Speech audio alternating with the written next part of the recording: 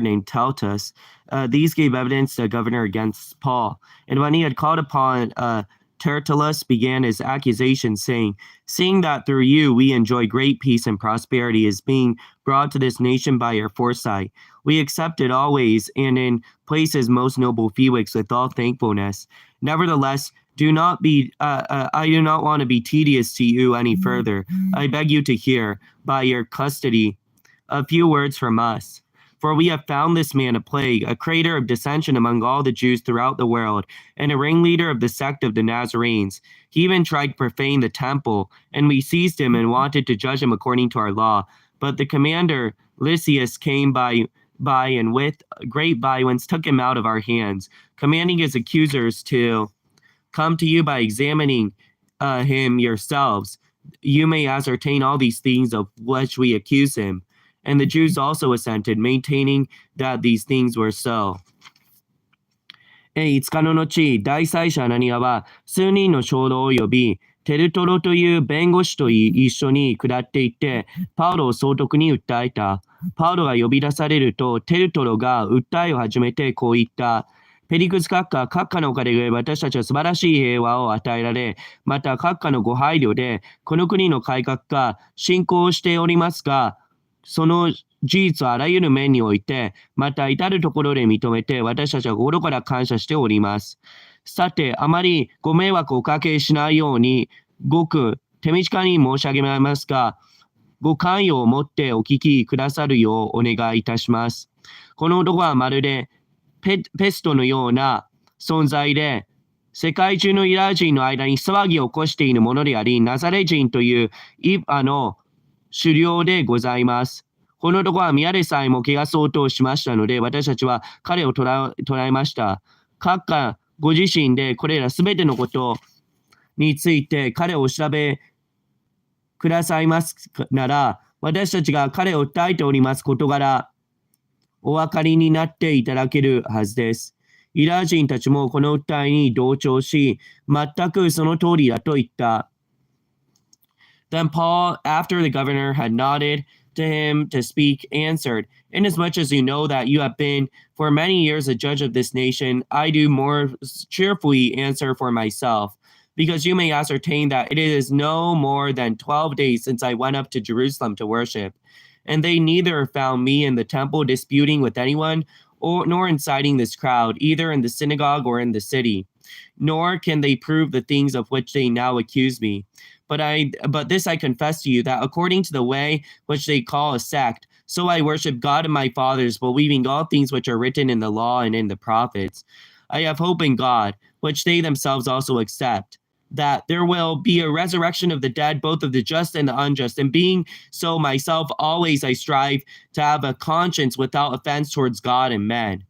Now, after many years, I have come to bring alms and offerings to my nation, in the midst of which some Jews from Asia found me purified in the temple, neither with a mob nor with a tumult. They ought to have been here before you to object if they had anything against me. Or else let those who are here themselves say, if they found any wrongdoing in me while I stood before the council, unless it is for this one statement, which I cried out, standing among them, concerning the resurrection of the dead, I am being judged by you this day. But when Felix heard these things, having more accurate knowledge of the way, he adjourned proceedings and said, when Lysias the commander comes down, I will make a decision on your case. So he commanded the centurion to keep Paul, to let him have liberty, and told him not to forbid any of his friends to provide him or visit him. And after some days, when Felix came with his wife Drusilla, who was Jewish, he sent for Paul and heard him concerning the faith in Christ. Now, as he reasoned about the righteousness, self-control, and the judgment to come, Felix was afraid and answered, go away for now. When I have a convenient time, I will call for you. Meanwhile, he also hoped that money would be given him by Paul. He might release him. Therefore, he sent him more often and conversed with him. But after 2 years, Pontius Felix succeeded Felix, and Felix wanting to do the Jews a favor, left Paul bound. その時総督がパウロに話すように合図をしたので、パウロはこう答えた。閣下、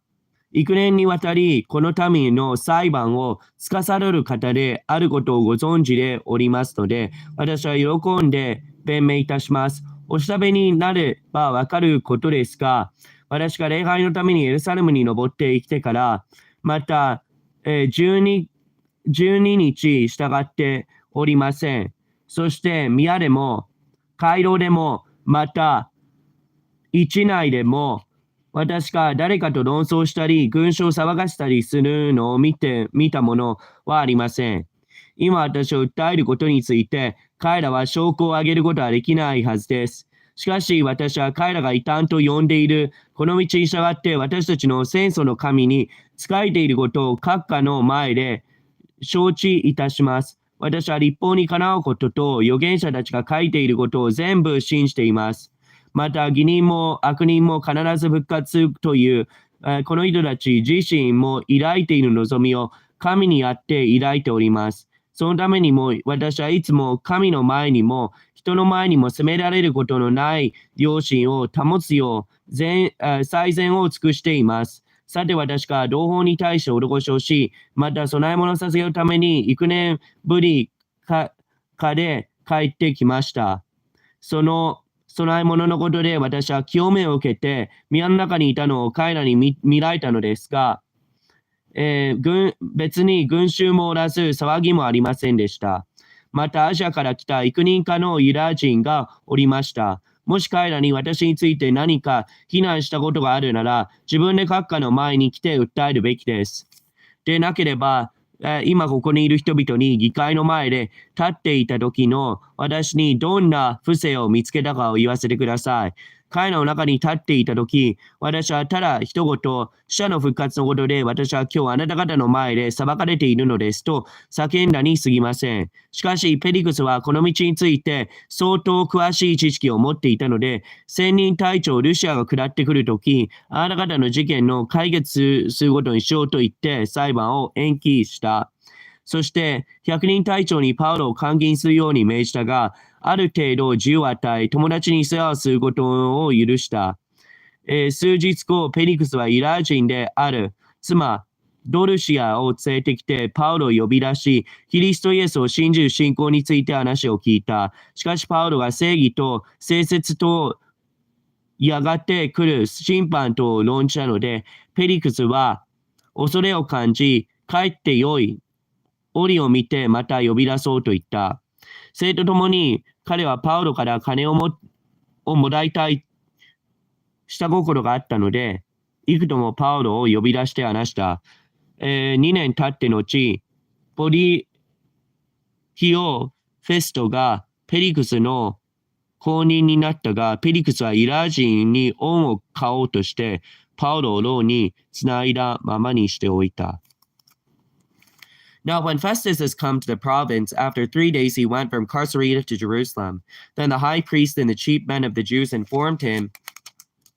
against Paul, and they petitioned him, asking a favor against him, that he would summon him to Jerusalem while they lay in ambush along the road to kill him. But Festus answered that Paul should be kept in Caesarea, that he himself was going there shortly. Therefore he said, "Let those who have authority among you go down with me, and accuse this man to see if there is any fault in him." When he had remained among them more than 10 days, he went down to Caesarea. And the next day, sitting on the judgment seat, he commanded Paul to be brought. When he had come, the Jews who had come down from Jerusalem stood about and laid many serious complaints against Paul, which they could not prove. While he answered for himself, "Neither against the law nor the Jews, nor against the temple, nor against Caesar have I offended in anything at all." But Festus, wanting to do the Jews a favor, answered Paul and said, "Are you willing to go up to Jerusalem and there be judged before me concerning these things?" So Paul said, "I stand at Caesar's judgment seat, where I ought to be judged. To the Jews I have done no wrong, as you very well know. For I am an offender, or have committed anything deserving of death. I do not object to dying, but if there is nothing in these things of which these men accuse me, no one can deliver me to them. I appeal to Caesar." Then Festus, when he had conferred with the council, answered, "You have appealed to Caesar. To Caesar you shall go." フェリクスは葬儀として着任すると3日後にカイザリアからエルサレムに登った。すると最初たちとユダヤ人の主だった者たちがパウロのことを訴え出て、パウロを取り調べる件について自分たちに好意を持ってくれるように頼み、パウロをエルサレムに呼び寄せていただきたいと彼に懇願した。彼らはパウロを途中で殺害するために待ち伏せをさせていた。ところがフェストはパウロはカイザリアに留置されているし、自分は間もなく出発の予定があると答え、だからその男に不都合なことがあるなら、あなた方のうちの有力な人たちが彼と一緒に下っていって彼を告訴しなさいと言った。フェストは彼らのところに8日あるいは10日ばかり滞在しただけで、カイザリアへ下っていき、翌日裁判の席についてパウロの出廷を命じた。パウロが出てくるとエルサレムから下ってきたユダヤ人たちは彼を取り囲んで立ち、多くの重い罪状を申し立てたが、それを証拠を立てることはできなかった。しかしパウロは弁明して、私はユダヤ人の立法に対しても宮に対してもまたカイザルに対しても何も罪を犯しておりませんと言った。ところがユダヤ人の関心を買おうとしたフェストはパウロが向かって、あなたはエルサレムに登り、その事件について私の前で裁判を受けることを願うかと尋ねた。するとパウロはこう答えて、私はカイザーの法廷に立っているのですから、ここで裁判を受けるのが当然です。あなたもよくご存知の通り、私はユダヤ人にどんな悪いこともしませんでした。私が悪いことをして死罪に当たることをしたのでしたら、私は死を逃れようとはしません。しかし、この人たちが私を訴えることに何一つ根拠がないとすれば、誰も私を彼らに引き渡すことはできません。私はカイザーに上訴します。その時、フェストは陪席の者たちと協議した上で、こう答えた。あなたはカイザルのに上訴したのだから、カイザルのもとへ行きなさい。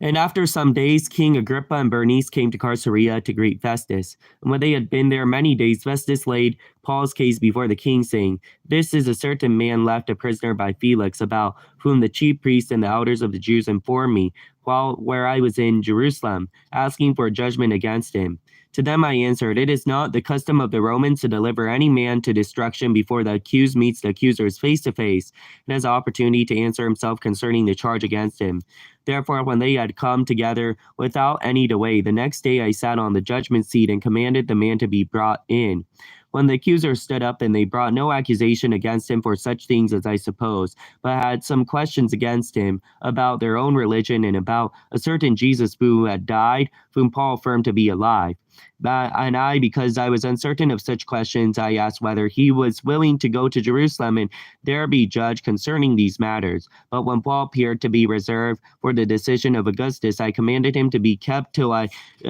could send him to Caesar. Then Agrippa said to Festus, I also would like to hear the man myself. Tomorrow, he said, you shall hear him. So next day, when Agrippa and Bernice had come down with great pomp and had entered the auditorium with the commanders and the prominent men of the city, Festus commanded Paul was brought in. And Festus says, King Agrippa, and all the men who are here present with us, you see the man about whom the whole assembly of the Jews petitioned me, both at Jerusalem and here, crying out that he was not fit to live any longer. But when I found that he had committed nothing deserving of death, and that he himself had appealed to Augustus, I decided to send him. I have nothing certain to write to my Lord concerning him. Therefore, I have brought him out before you, and especially before you, King Agrippa, so that after examination has taken place, I may have something to write. For it seems to me unreasonable to send a prisoner not to specify the charges against him.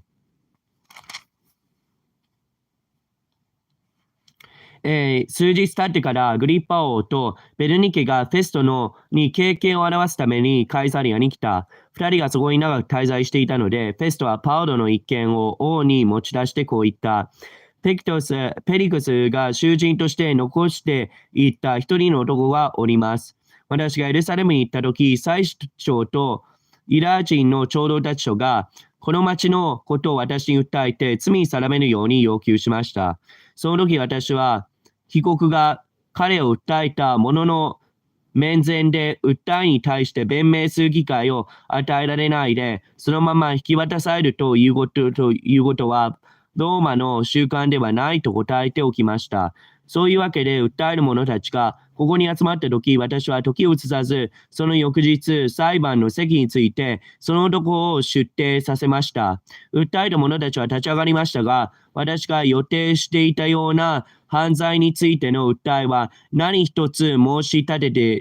てませんでした。ただ彼と言い争っている点は、彼ら自身の宗教に関するということであり、また死んでしまったイエスというもののことで、そのイエスが生きているというパウロの主張をしているのでした。このような問題をどう取り調べたらよいか、私は見当てがつかないので、彼にエルサレムに登り、そこでこの事件について裁判を受けたいのかと尋ねたところが、パウロは法廷の判決を受けるまで保護してほしいと願い出たので、彼をカイザルのもとに送るときまで守っておくように命じておきました。するとアグリッパがフェストに、私もそのことを聞きたいものですと言った。フェストはでは明日お聞きくださいと言った。こういうわけで翌日アグリッパとベルニケは大いに意義を整えて到着し、青年隊長たちや町の首脳たちに、付き添われて、行動に入った。その時フェストの命令によってパウロは連れてこられた。そこでフェストはこう答えた。アグリッパを並び、ここに同席の方々、